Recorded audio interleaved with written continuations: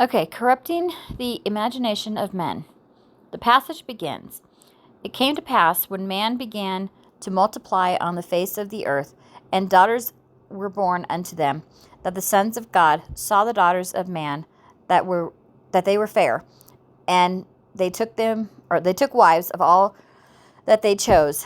The Lord then declares, My spirit shall not always strive with man, for he is flesh, yet his days shall be 120 years. We see there were giants in the earth in those days, and also after, when the sons of God came into the daughters of men, they bore children unto them. These offspring became the mighty men of old, men of renown. The Lord that was passed down concerning the sons of God, the human wives, and the Nephilim shows up in all of the world empires after the flood, and is the basis of most of the state religions up until the time of Rome. The tales of the Greco-Roman pantheon are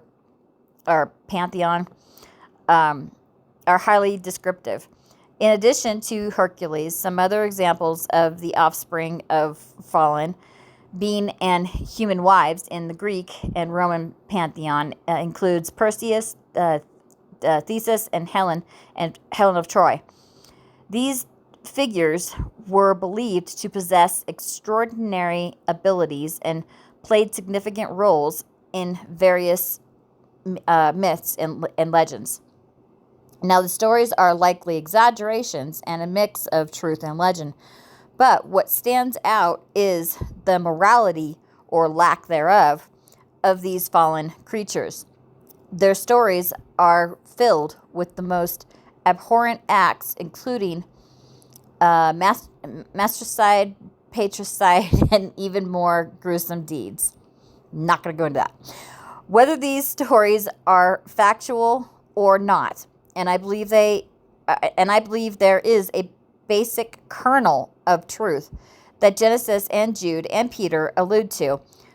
The stories reflect what captivated the imaginations, and it was the image of the hearts of the pre-flood men that God said was only evil continually. The saying goes, you become what you worship. Arguably the most violent culture we know of is the Roman Empire, with the crosses lining the streets and gladiator fights serving as public entertainment. Their plays and dramas revolved around these gods and their horrific tales. This is what they celebrated, and consequently, this is what they became. Man was really wicked. Some argue that this wickedness was because the angels mated with humans, creating these offspring. This is true to a certain extent, but remember, sin and death reigned from the moment Adam fell. Our judgment was sealed due to Adam's disobedience. We are all sinners because of Adam, not because of the Nephilim. Amen. I believe that the Nephilim's biggest impact is on the imagination of men, though. Are they real? Are they real? It almost doesn't matter. Yes, they are real. But the main point I want to emphasize is that man's fascination with certain things can corrupt him. Amen. We've already discussed this from the perspective of how it affects Christians.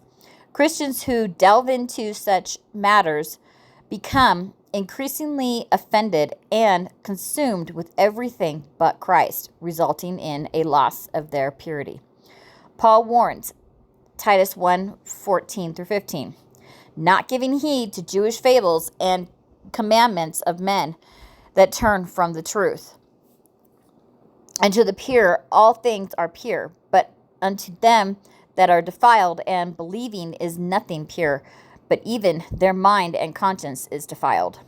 Notice how Paul connected Jewish fables with man-made commandments, resulting in a departure from the truth and subsequent corruption of the mind and conscience. These Jewish fables are essentially rooted in Nephilim lore, the Book of Enoch, and various speculations about gene pools and genealogies. These lead to disbelief, corruption, and legalism, where nothing is considered pure. Regardless of what you may think of Kanye West's conversion now, at the time I originally shared these messages, I was astonished by how some Christians preferred to perceive him as an MK Ultra clone or a Nephilim rather than as a human being who might have a hunger for God.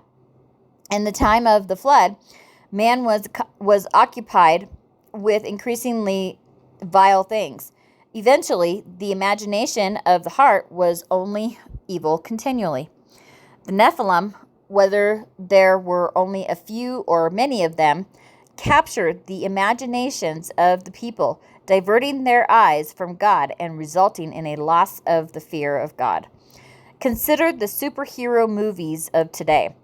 They're overwhelming, with buildings toppling and trains and planes being thrown around like playthings. The kind of cataclysmic power as these beings fight each other fills you with a sense of powerlessness and frailty and mortality. Not morality. What is man in the face of all that? Weak and powerless. When the superhero throws a building at a plane, thousands of people could die. But that's not the focus. In other words, man's life becomes inconsequential. Can you see how this is a kind of propaganda orchestrated by Satan and full of his hatred for men? This kind of power skews your perception of yourself and of God. You lose sight of God and worship power. Power becomes your fascination. Either you're afraid of it or you glory in it. But the more that happens, the more corrupt man becomes.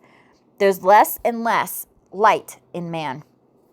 Calvinists, those who are really fascinated with predestination, especially their perverse doctrine of double reprobation, stupid thing, God's fashioning of vessels of wrath to do the evil he planned for them and forcing them to do so, are fascinated with power. They believe that might makes right.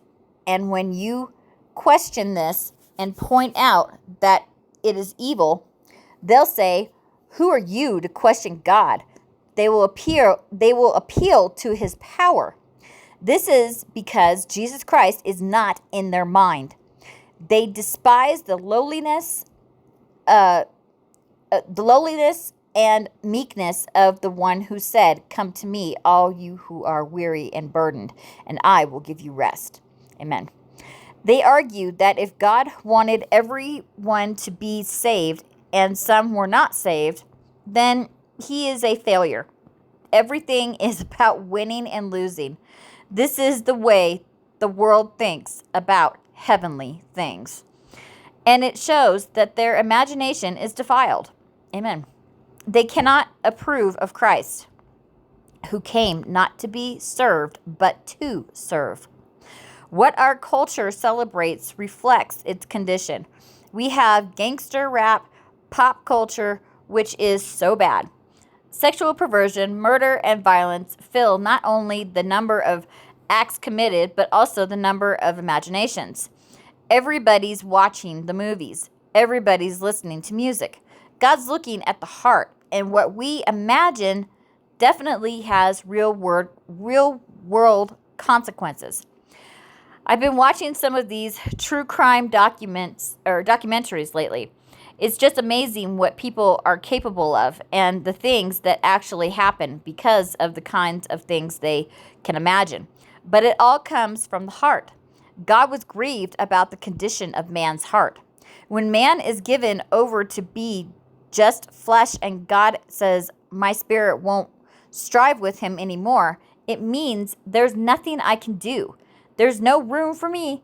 Yes, it's because of the Nephilim, but the emphasis in Genesis is the repudiation of, or excuse me, the reputation of the Nephilim.